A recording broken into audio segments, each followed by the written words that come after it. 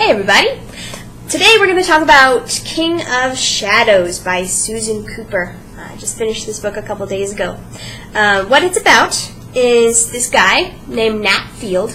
Nat is basically an orphan. He's living with his aunt. Went through a lot of hard family stuff, and I'm not going to spoil that, but you sort of know that from the beginning. He went through a lot of hard family stuff, and so he really finds his escape in the theater, particularly Shakespearean theater. And so he ends up, there's this special thing that they're doing.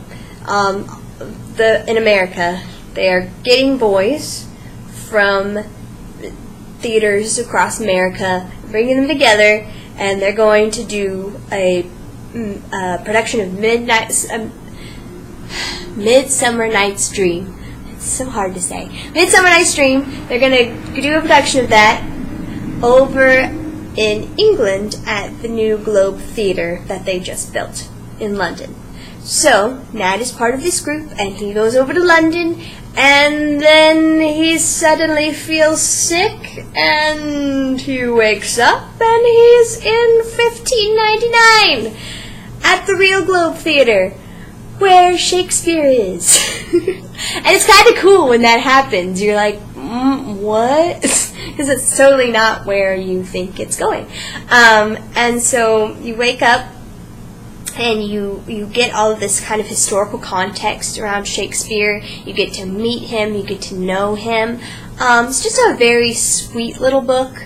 Very, very interesting. Like the character of Nat is one of those characters that you can really sympathize with. You can empathize with him, especially if you were like me, and I did a lot of theater stuff when I was younger, and Nat sees it as very much of an escape, and I saw it as very much of an escape.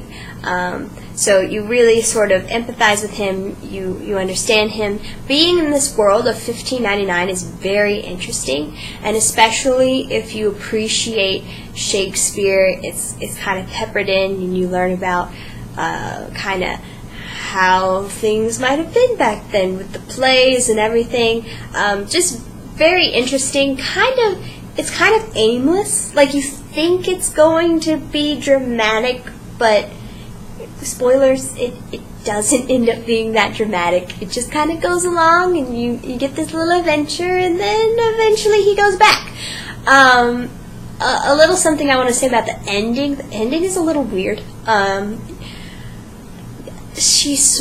The author sort of tries to explain why it happened, and it doesn't make any sense, and it just kind of ends up being like, why? Like, the ending, I think, felt so forced to me that it actually knocked it down. Endings are very, very important to me.